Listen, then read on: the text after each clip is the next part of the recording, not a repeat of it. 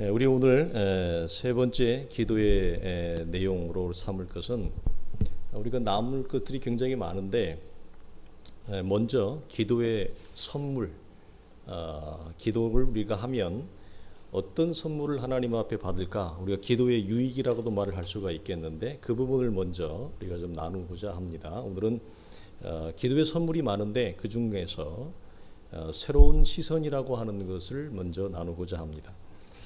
기도는 만사를 새롭게 보는 시선을 열어준다라고 하는 기도가 주는 큰 유익 가운데 첫 번째로 삼았습니다. 우리가 이런 통상 전통적인 질문이기도 하지만 챔버스 목사님도 그의 책에서 이것을 다루는데 기도는 상황을 바꾸는가 아니면 나를 바꾸는가 라고 하는 질문입니다. 여러분은 어떻게 생각하십니까? 기도를 하면 환경이 열어지는가 아니면 내가 새로워지는가라고 하는 거죠. 챔버스 목사님은 상황이 아니라 나를 먼저 바꾼다 이렇게 우리에게 안내를 하는데 기도는 외적인 상황을 바꾸는 것이 우선이 아니다.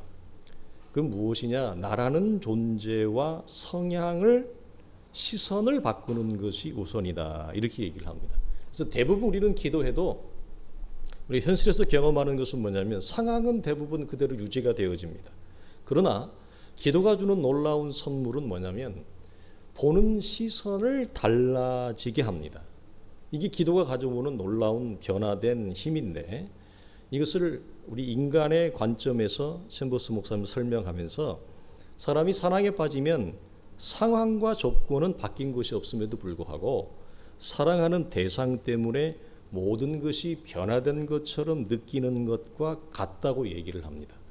그러니까 기도는 우리에게 새로운 시선을 열어주는 작용을 하는데 이것은 우리가 무엇과 똑같냐면 말씀이 열어질 때 우리의 안목이 이전과 다른 안목이 우리 속에 열어진다라고 하는 이 차원에서 말씀이 작용하는 원리와 기도가 작용하는 원리가 같다고 하는 것을 놓치지 말아야 됩니다.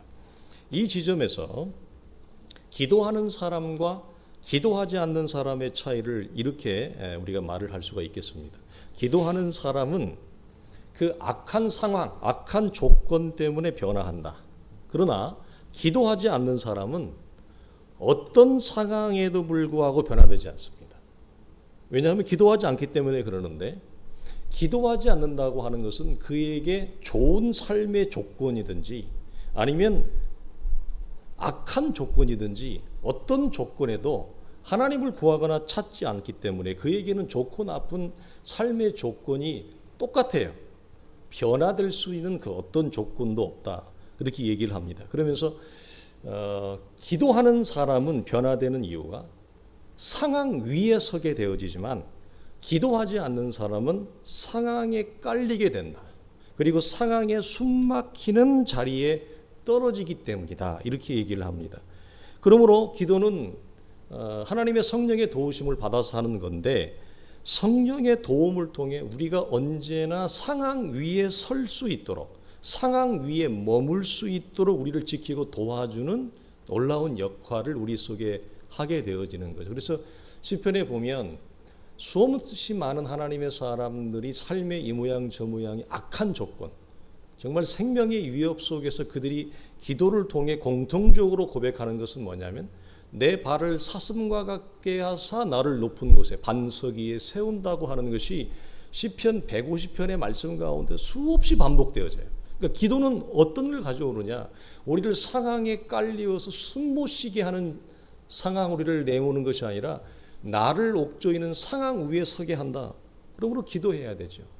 그러니까 내가 자꾸 상황에 내가 몰리고 함몰되어져서 상황 아래 내가 위축되어진다. 그러면 내가 내 삶에서 우리 지난주에 나누었듯이 규칙적이고 정규적으로 끈덕지게 반복해서 하나님 앞에 시간과 공간을 확보해서 그 기도의 시간에 하나님의 임재를 사모하며 기도하며 나아가느냐 이걸 하기를 해야 돼요.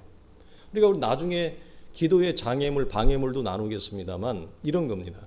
내가 하나님 앞에 하나님의 임재를 사모하며 기도하는 시간과 장소를 정하면 그건 누구에게도 양보하지 않는 겁니다.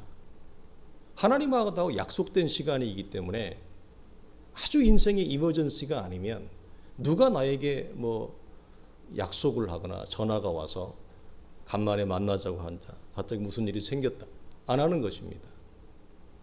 하나님과 나 사이에 그것이 가장 우선이기 때문에 안 해요. 왜? 근데 우리는 그걸 양보를 하거든요.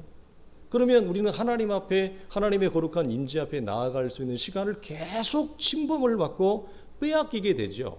이제 그렇게 되어지면 우리는 상황이 나를 옥죄이게 되어지는 상황으로 내가 내 자신을 몰아가게 되어진다라고 하는 것입니다.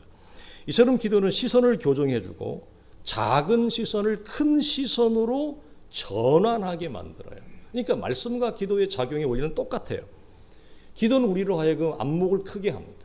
영적 시각에 큰 그림을 보게 하죠.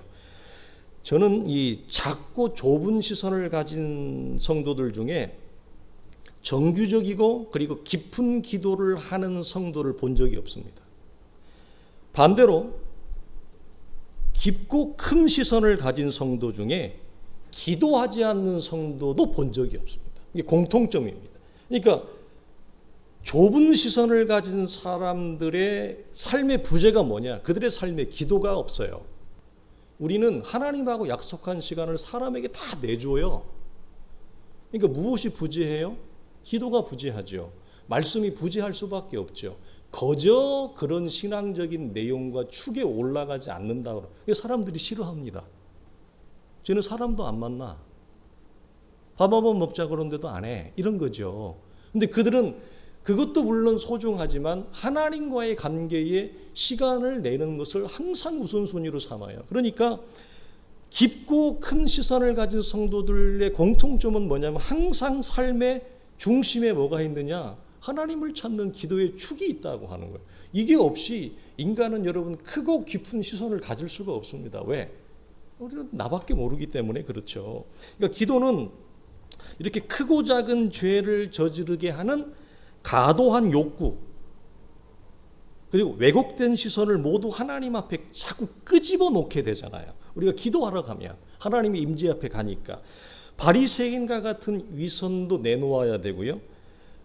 우리가 아는 척하는 우리의 가식의 가면도 다 내놓아야 돼요. 다 내려놓아야 돼요. 왜 그렇죠? 아니 모든 것을 아시는 하나님 앞에 나를 꿰뚫어 보고 계시는 하나님 앞에 우리가 어떻게 위선과 가식의 마스크를 쓰고 하나님 앞에 뭐뭐 하는 척하면서 기도할 수가 있답니까? 그럼 우리가 있을 수가 없는 거죠. 그러니까 위선과 가식을 자꾸 내려놓게 되어지는 거예요.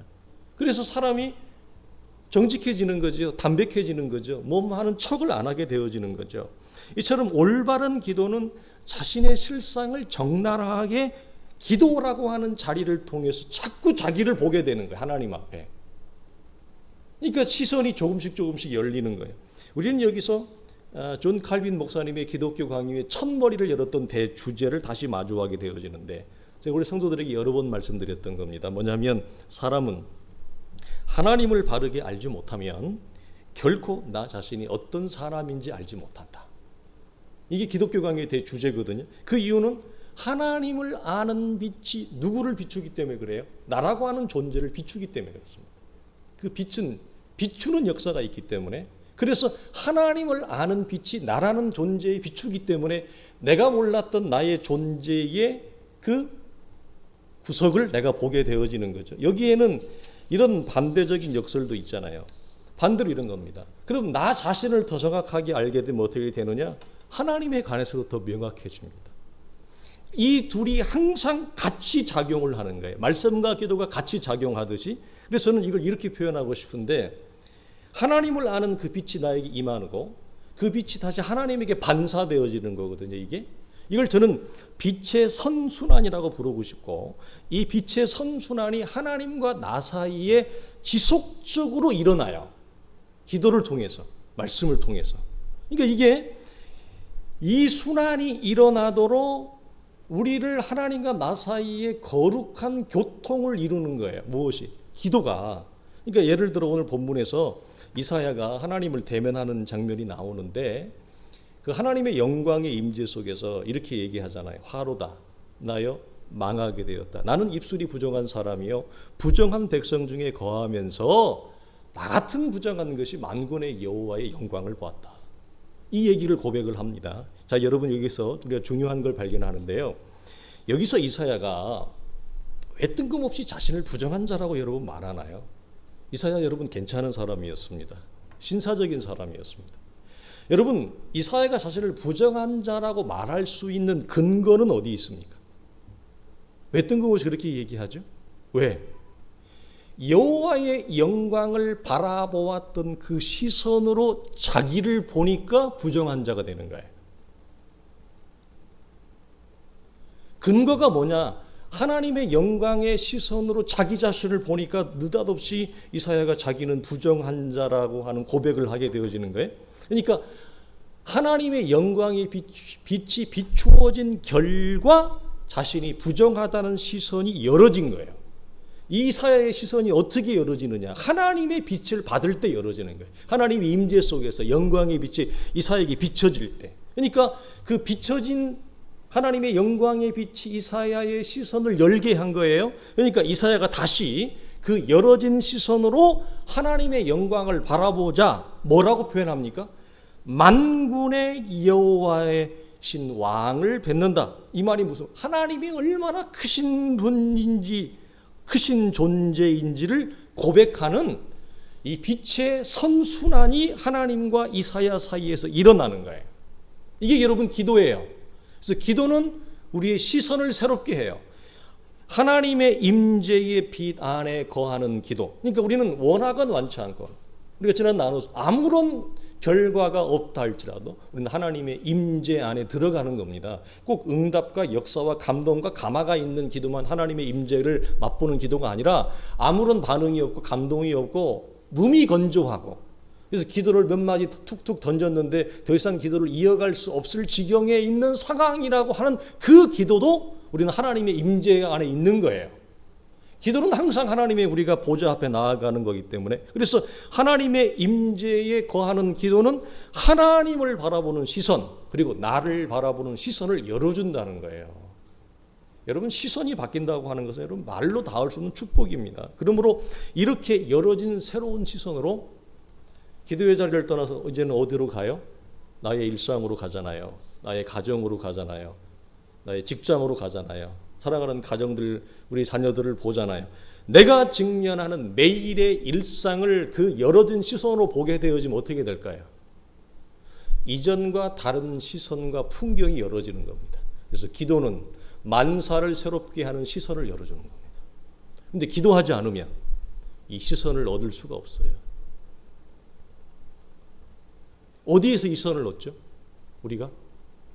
하나님의 임재 안에서 하나님을 영광의 빛 안에서만 이 시선이 열어져요. 어디에서 여러분 시선을 받습니까? 우리가 우리의 시선은 사실은 하나님의 영광의 빛 임재를 제외하고는 우리의 시선에 사실은 살기가 가득 담아오는 거죠. 분노와 짜증이 가득 담아오는 거죠.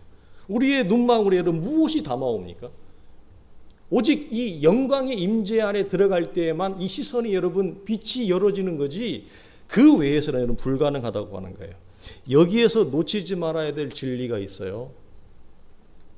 지식이 죽고 시선으로 새롭게 살아나는 겁니다. 여호와를 아는 지식이 시선으로 전환되는 거예요. 우리가 신앙생활을 하면서 보면 어떤 성도는 평생을 올바른 성경적 지식 위에서 신앙생활을 하지 못하는 안타까운 분들도 있습니다. 그러나 어떤 이는 올바른 지식 위에 서게 되는 축복을 받았지만 지식으로만 멈춰 있는 분들도 굉장히 많아요. 이 또한 안타까운 거예요. 우리가 추구하는 기독교의 신앙, 우리가 함께 말씀을 나누고 우리가 간구하고 고민하고 갈등하고 우리가 싸우는 싸움, 우리 새 사람들의 교회가 싸우는 신앙의 방향과 초점은 뭐냐? 지식이 시선으로, 지식이 삶의 현실로, 지식이 나라는 삶의 존재가 되는 싸움을 하는 거예요. 우리 교회는. 이게 기독교의 신앙이에요. 그러니까 이걸 이렇게 표현할 수 있어요. 말씀 안에, 텍스트 안에 갇혀있는 죽은 지식을 가지고 만족하고 기뻐하고 나 예수 잘 믿는다가 아니라 텍스트 안에 갇혀있는 죽은 지식이 아니라 내가 살아가는 나의 일상 현실이라고 하는 일상의 문맥으로 풀어내는 시선이죠. 말씀이 이 텍스트 안에 갇혀있는 화석화된 죽은 지식을 가지고 있는 것이 아니라 내 삶의 일상의 현실로 풀어낼 수 있는 그 시선, 그게 어디서 얻느냐? 기도를 통해서. 그래서 우리가 첫째 주에 할 때 말씀은 뭐냐? 하나님을 아는 것이라면 기도는 뭐냐? 깨달은 말씀을 살게 하는 것이다. 같이 작용을 하잖아요. 그러면 마지막으로 이런 질문을 우리가 해봐야 돼요. 그럼 목사님, 우리가 그토록 반하는 상황은 언제 바뀝니까? 이거지. 사실 여러분, 말씀을 통해 기도를 통해 이런 시선을 하나님 임재하는 데서 이런 시선이 열어지면 상황이 열어지지 않아도 괜찮아요. 우리는 기도하는 그 은근한 끈덕진 목적 가운데 하나가 뭐냐면 내가 괴로워하고 힘들어하는 삶의 현실과 조건이 개선이 되어지고 열어지는 것을 우리는 은근히 다 원합니다. 사람이기 때문에 누구나 다 그럽니다. 우리 그 충분히 여러분 공감할 수 있잖아요. 그러나 우리가 하나님의 임재 아래에서 우리의 시선이 이렇게 좁은 시선이 크고 깊고 넓은 시선으로 변화되면 상황과 현실이 개선이 안 돼도 얼마든지 바울에게 주님이 내 은혜가 네게 족하다 라고 말씀하시는 것처럼 이 힘든 무거운 삶의 조건과 현실을 기꺼이 받아낼 수 있게 됩니다. 시선이 열어진 자의 여러분 영적인 힘이에요. 네. 상황이 열어지지 않아도 하나님의 일하심을 얼마든지 순복하고 받게 되어지는 지경에까지 가요. 물론 상황에 전혀 영향을 받지 않는 성도는 여러분 있을 수는 없습니다. 이 땅에서는 누구나 다 환경과 상황 영향을 받습니다. 그러나 이 시선이 우리 속에 들어오면 적어도 이렇게는 안 되는 거예요. 상황에 함몰되어져서 허우적거리는 신앙생활은 안 하게 돼요. 뭐라고요? 상황에 함몰되어져서 나도 나를 주체할 수 없고 나도 나를 잡을 수 없는 허우적거리는 신앙생활은 안 해요. 최소한 이리저리 흔들리는 갈대와 같은 신세는 면하게 됩니다. 여러분 그 정도만 돼도 여러분 우리 할렐루야 아닙니까? 상황에 함몰되지 않고 이리저리 흔들리는 갈대와 같지 않고 그 상황 위에서 이 정도만 돼도 여러분 대단한 거예요. 이게 어디에서 오느냐? 시선이 열어지는데 시선은 말씀과 기도를 통해서 열어지는 거란 말이에요. 그러니까 우리가 예전에 나누었던 거 밤과 낮의 대조라고 하는 설교 있었잖아요. 밤이라고 하는 광야의 조건에서도 주의 소리를 잘 듣게 되어지면 밤은 더 이상 나에게 무력한 조건이 되어진다. 기억나십니까? 보통은 밤이라고 하는 환경, 이 광야의 환경과 조건은 사람들을 옥죄입니다. 숨이 막혀 죽으려고 그러죠. 견뎌하지를 못합니다.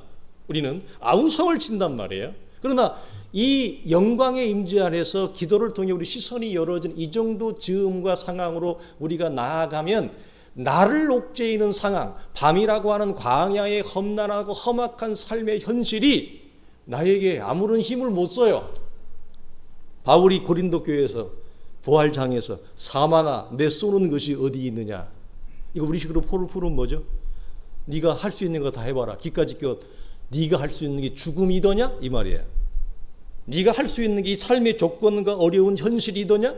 그것 앞에 더 이상 우리가 굴복하지 않는 상황 위에 밤이 나를 더 이상 좌지우지하지 못하는 밤은 나에게 무력한 조건이 되어져요.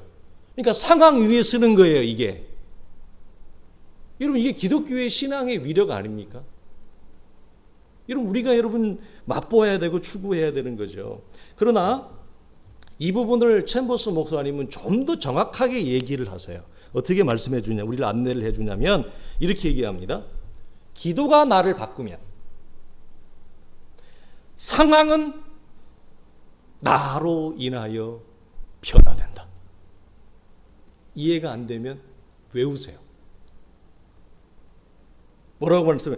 기도가 나를 바꾸면 상황은 하나님이 바꾸는 게 아니라 변화된 나로 인해서 상황은 변화된다.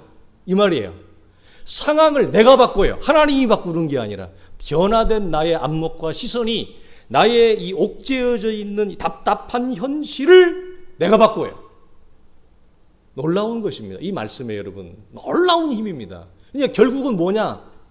변화된 한 사람 때문에 그 공동체의 그 엄혹한 현실이 변화되는 거예요.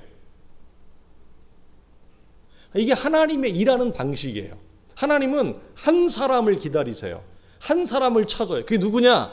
기도를 통해 말씀을 통해 하나님의 영광의 임재 안에 들어가서 그의 좁고 작은 시선이 크고 넓고 깊은 시선으로 변화된 그 한 사람을 기다려요. 한 사람을 찾아요. 왜?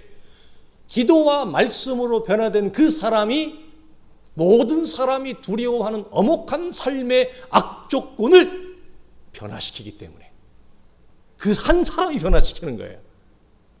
이게 하나님의 일하는 방식이에요. 그러므로 우리 사랑하는 성도들이 기도를 통해서 환경이 열어지길 우리는 보통 간구하잖아요. 근데 챔버스 목사님 그게 아니에요. 우리는 환경이 열어지기를 기도하는데 환경이 아니라 나라는 존재가 근원적으로 말씀과 기도로 새로운 안목과 성향과 존재로 우리가 변화되어지면 이 엄혹한 현실을 내가 바꾼다는 거예요. 하나님의 사람으로서. 이게 뭐냐? 다르게 얘기하면 하나님이 하시는 구원의 일에 나 같은 존재를 하나님이 불러 참여시키시는 거예요. 그러니까 나를 통해 하나님의 구원을 하나님이 펼쳐가고 일으키시는 거예요. 이게 뭐예요? 질그릇 같은 내 안에 하나님의 보배를 담았다는 얘기입니다. 바울이 고백하는 놀라운 이게 하나님의 일하는 방식이라는 거예요. 우리는 보통 환경과 삶의 처지를 개선하고 하나님이 드라마틱하게 변화되기를 우리는 간구하고 기도하지만 하나님은 아니야. 네가 바꿔라. 네가 새롭게 해라. 이게 우리가 다르게 얘기하면 하나님이 우리를 그리스도 예수 안에 새롭게 우리를 불러 창조하셨듯이 엄혹한 현실을 하나님은 나를 통해 네가 새롭게 창조해라. 말씀을 듣기만 하는 것이 아니라 내가 말씀에 응답이 되어지고 기도를 간구만 하는 것이 아니라 네가 기도에 응답이 되어지는 거. 얼마나 우리가 제가 말만 해도 저는 굉장히 막 그 감격적이고 설레고 너무 뜨거워요. 이런 신앙이 정말 우리가 소망하는 신앙 아닙니까? 얼마나 아름답고 여러분 귀하고 복된 신앙입니까? 우리 사랑하는 성도들이 이 저녁에 그런 신앙의 주인공으로 쓰임받을 수 있기를 주의 이름으로 축원합니다.